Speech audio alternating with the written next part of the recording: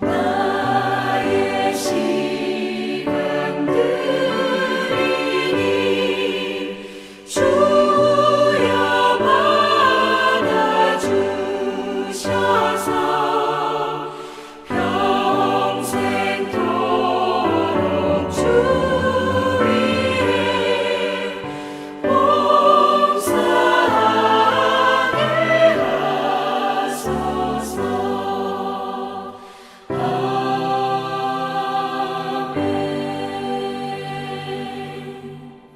오늘 하나님의 말씀은 고린도전서 14장 26절에서 40절까지 말씀입니다. 그런즉 형제들아 어찌할까? 너희가 모일 때 각각 찬송시도 있으며 가르치는 말씀도 있으며 계시도 있으며 방언도 있으며 통역함도 있나니 모든 것을 덕을 세우기 위하여 하라. 만일 누가 방언으로 말하거든 두 사람이나 많아야 세 사람이 차례를 따라하고 한 사람이 통역할 것이요 만일 통역하는 자가 없으면 교회에서는 잠잠하고 자기와 하나님께 말할 것이요 예언하는 자는 둘이나 셋이나 말하고 다른 이들은 분별할 것이요 만일 곁에 앉아 있는 다른 이에게 계시가 있으면 먼저 하던 자는 잠잠할지니라. 너희는 다 모든 사람으로 배우게 하고 모든 사람으로 권면을 받게 하기 위하여 하나씩 하나씩 예언할 수 있느니라. 예언하는 자들의 영은 예언하는 자들에게 제재를 받나니 하나님은 무질서의 하나님이 아니시오 오직 화평의 하나님이시니라. 모든 성도가 교회에서 함과 같이 여자는 교회에서 잠잠하라. 그들에게는 말하는 것을 허락함이 없나니 율법에 이른 것 같이 오직 복종할 것이요 만일 무엇을 배우려거든 집에서 자기 남편에게 물을지니 여자가 교회에서 말하는 것은 부끄러운 것이다. 하나님의 말씀이 너희로부터 난 것이냐 또는 너희에게만 임한 것이냐. 만일 누구든지 자기를 선지자나 혹은 신령한 자로 생각하거든 내가 너희에게 편지하는 이 글이 주의 명령인 줄 알라. 만일 누구든지 알지 못하면 그는 알지 못한 자니라. 그런즉 내 형제들아 예언하기를 사모하며 방언 말하기를 금하지 말라. 모든 것을 품위 있게 하고 질서 있게 하라.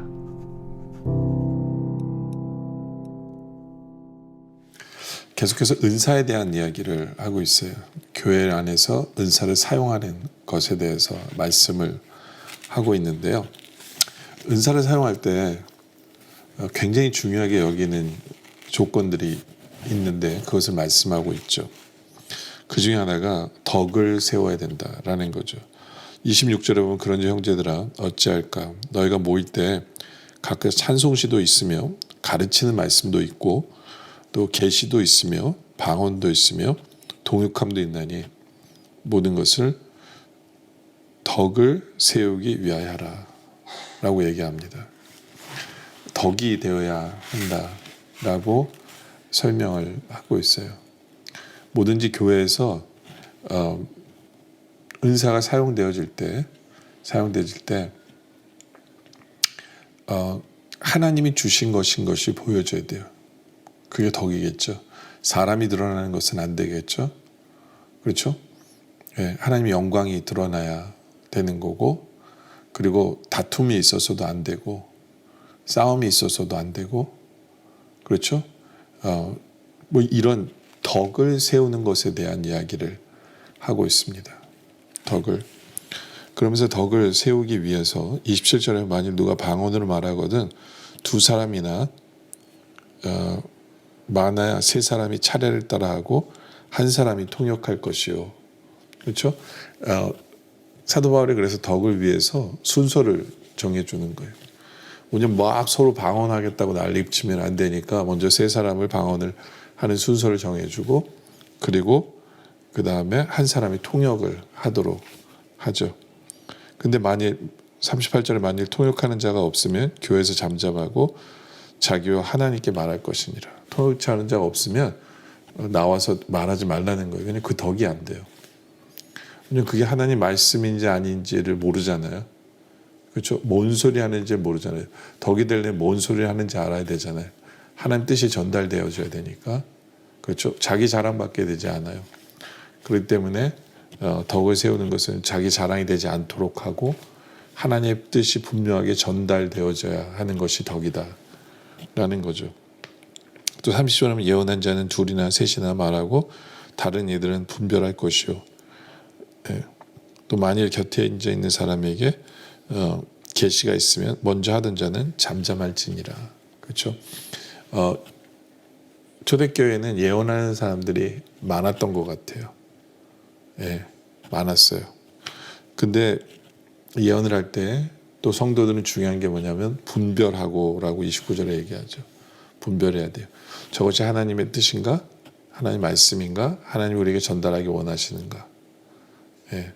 그리고 다른 예언하는 사람이 있으면 그 사람에게 또 주고 해야 돼요. 왜 근데 초대교회는 이렇게 예언하는 사람들이 많았을까요? 그 이유는 뭐냐면 성경이 완성이 되지 않았기 때문에 그래요. 성경이 완성이 되지 않았기 때문에 하나님께서는 여러 사람의 입술을 통해서 하나님께서는 말씀을 전하시고 하나님의 뜻을 전달해요.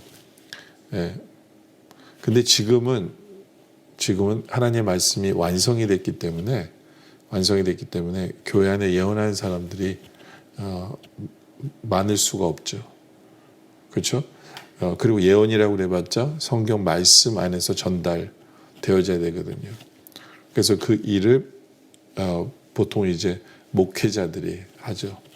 목회자들이. 그래서 하나님의 말씀을 전달하는 역할을 하죠. 그러니까 이제 지금의 시대에서는 예언이다라고 그러면 미래에 되어질 얘기가 아니고 하나님의 말씀이다 그러면 정확히 맞아요. 하나님의 말씀. 근데 성경이 완성되기 전에 신약 시대 초대교회에서는 이렇게 예언하는 사람들이 많았고 그들이 순서를 지켜야 되는 부분들이 많았어요. 그리고 아까 방언도 마찬가지예요. 방언도 통역하는 사람이 있어야 된다는 얘기가 뭐냐면 성경이 완성되지 않은 상태에서 그렇죠. 하나님의 뜻이 방언으로 전달되어지기도 하거든요. 그래서 통역하는 사람이 있어야 돼요. 그러니까 이런 것이 다 덕을 위해서다라는 거죠. 그러니까 지금 시대에서 그 덕은 뭐냐? 지금 시대에서 덕은 뭐냐 하면 목사가 하나님의 말씀을 전하는 거예요. 예배 때 완성된 성경이기 때문에 목사가 하나님께 전달하는 것이 덕이고 그렇죠? 다른 사람의 말씀을 전하지 않는 것이 덕이에요. 왜요?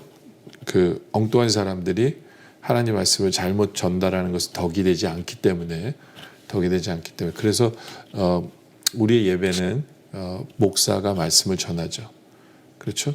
목사가 말씀을 전하고 성도들은 그 말씀을 하나님의 뜻으로 전달하는 것. 이게 덕이 되는 모습이 되어진 거죠. 바로 이 덕이라는 것 때문에 교회는 예배 모범이라는 게 있어요. 예배 모범. 네. 그러니까 성경이 완성된 이후에 예배 모범에서는 이제 그 목사가 말씀을 전하게 되어 있죠. 목사가. 예. 그래서 목사가 되기 전에 먼저 강도사라는 걸 세우는데 영어로 말하면 license to preach예요. 예. 설교를 하도록 허락을 받은 사람. 예. 그리고는 그때부터 설교가 가능하고 목회자가 설교를 하고 이런 것이 바로 덕이랑 연관이 있는 거예요. 교회 덕을 세우기 위해서. 예. 또 31절에 보면 너희는 다 모든 사람으로 배우게 하고 모든 사람으로 권면을 받게 하기 위하여 하나씩 예언할 수 있느니라. 예언하는 자들의 영은 예언하는 자들에게 제재를 받나니. 그렇죠? 말씀을 듣는 사람들은 분별을 해야 돼요. 아까도 분별이고 제재를 해야 되는데 예. 그러니까 말씀에 의해서 제재가 가능하고 말씀에 의해서 분별이 가능해져요. 지금의 성도들은 그것을 해야 돼요. 깨어있어서 열심히 말씀 배우고 그렇죠? 저게 정말 성경의 말씀을 맞는 것인가에 대한 그것을 깨어있을 필요는 있다라는 거예요. 또 덕을 세우는 것에는 33절에 보면 하나님은 무질서의 하나님이 아니시오. 그러니까 예배는 질서가 있어야 돼요. 질서가. 막 순서 없이 막 지가 하고 싶은 얘기를 막 하는 그건 질서가 없는 거죠. 무질서죠. 예, 그래서 예배에서도 예배 모범이 있어서 그 질서를 중요시 여겨요. 그래서 예배 순서가 있고 그 순서를 따라가는 것은 굉장히 중요한 것이다라는 거죠. 그렇죠?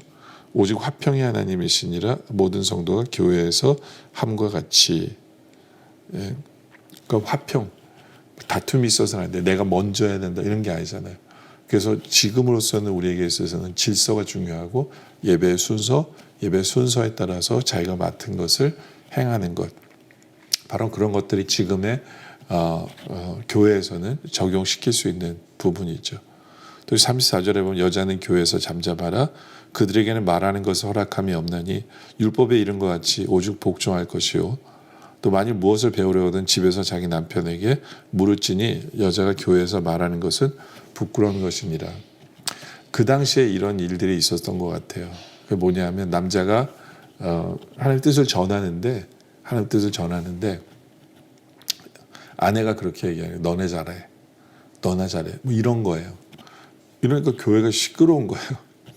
뭐 지금도 마찬가지죠. 지금도 목회자가 설교를 하는데